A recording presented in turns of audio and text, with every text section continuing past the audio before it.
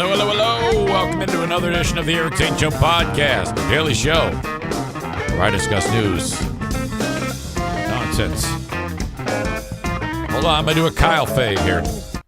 I don't know why that thing won't fade out. Off to a great start. News, nonsense, and my daily adventures. The illness that has affected your old pal Eric Zane is now transferred over to the nasal cavity, as large and cavernous as it is. So now I'm stuffed up. I sound like a female radio person. And that horrible trend that is existing now where they talk through their nose. Two in particular come to mind. Two local women on the air talk through their nose. No, it's not the multi-talented Kelly. It is not Kelly. Kelly does not talk through her nose, for God's sake. I don't know why everybody always gives her shit about her voice, for fuck's sake. Everybody beats the shit out of Kelly, and I am no ally of the Free Bear and Hot Wings show. But my God, you people are fucking brutal. Anyway, back to talking about me, because that's what I love to do most. My nose is ridiculously stuffed. I got a damn headache. My throat is sore, and I'm bitchy. Perfect formula for a quality edition of the Eric Zane Show podcast. Add to the mix that, oh my God, did I get the shit scared out of me in the middle of the night. This was rough. Now, I'm not one to sit here and break down my horrible nightmares that I have. And I'm not going to start now.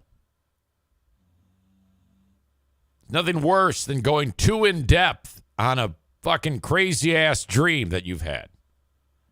All I'll say that I remember is that the good part of the dream is I actually had a conversation with my wife's mother, my mother-in-law, the dearly departed Carolyn Ward, who we affectionately called Sue. Why? I don't know. These hillbillies, Kentucky, I'm telling you. Some of them do this where they'll take their middle name and it becomes the name that they respond to. She's Carolyn Sue, or was Carolyn Sue. Sue. Diana's dad, James Gerald. He was Jerry. The NFK, James Kevin. He's Kevin. I don't know. Diana did not follow suit. That's actually her first name. And her brother Dave, who also died, he was Dave. I don't know why I'm giving you the fucking family name history. What the fuck is wrong with me? Anyway, so in the dream, I'm talking to her. I'm having a nice conversation. And it was actually touching. I felt so like I was communicating with the dead. And I was aware of my surroundings. And I remember, being able to control what I was, it wasn't like, for some reason I have a knack of being able to control. Like if I have a sex dream, okay, it's going to turn into an orgy. Because for some reason I'm quite lucid. But I didn't want to control it, turn it that weird in the dream because my wife's mom was there. So, I kept it above board in the dream. I'm just having a conversation. There's other family members that are in there, and I don't remember who. But the next thing I know, something scared the shit out of me. And some stranger came walking up and got right in my face. And it was very startling, kind of like a movie where they have something jump out at you. That's how frightening it was. And in the dream, I screamed. And in real life, I screamed. And I know that because it was such a long wail that on the back half of the wail, I'm awake. It woke me up. I woke myself up. And I right away, right away, I realized that I was having a horrible nightmare and I was screaming at myself. Ah! And then I'm like, uh-oh, did I just wake Diana up? And like, almost like counting down from 5. It had a delayed effect on her. And then I hear it. What was that?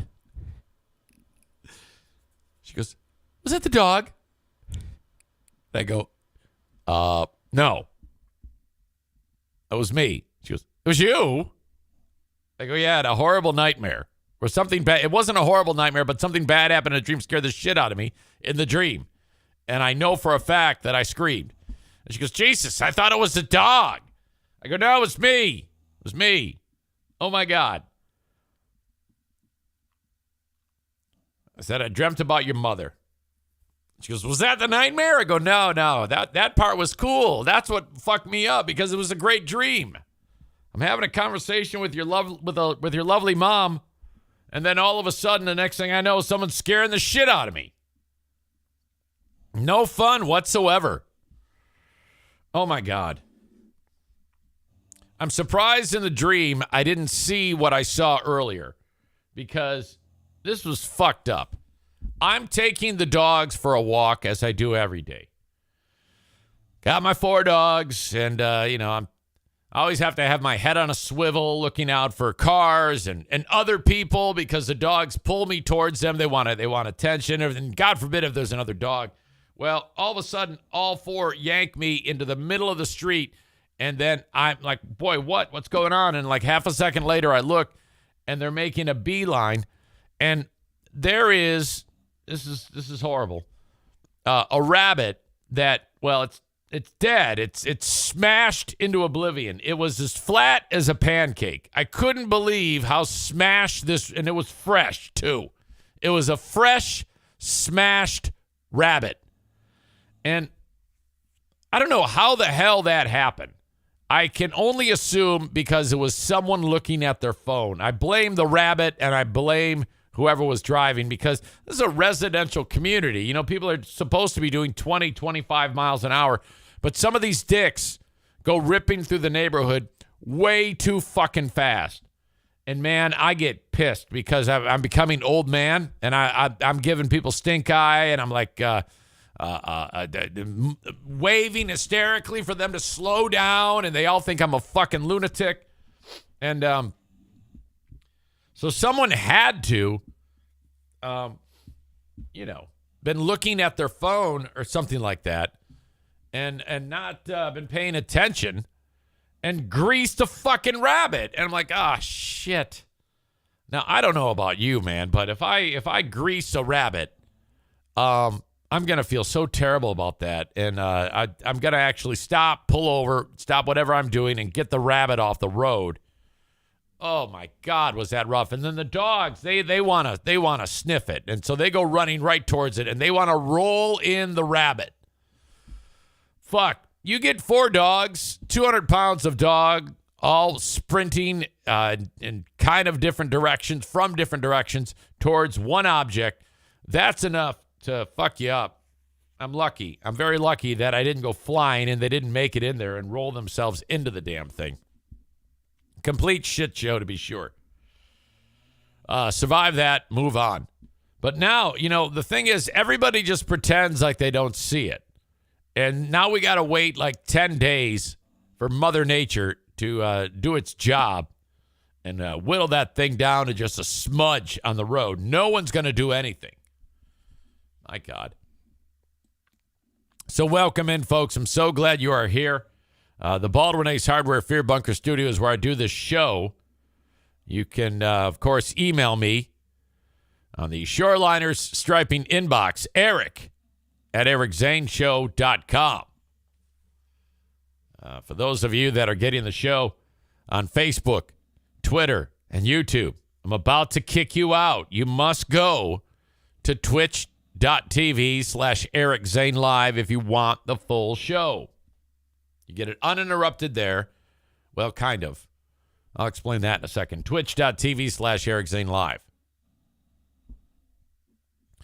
Aram says, wait, you said you blamed the rabbit also. Yeah, well, the fucking thing, rabbits are really dumb.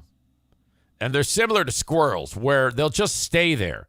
And how can they not hear a car bearing down on them, you know? That's always ridiculous. Or when a squirrel gets to one side and then turns around and comes back. Holy shit.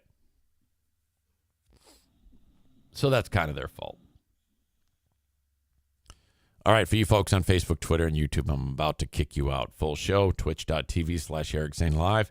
Give yourself a username. You can contribute on the chat and get the show if you subscribe without commercial interruptions. So follow it, subscribe to it with your Amazon Prime account, or pay $5, and then you'll get no commercial interruption. Otherwise, just sit through the commercials. No big deal. You can get it for free, twitch.tv/Eric Zane Live. Commercials just plop in whenever they feel like giving you one, I guess. All right.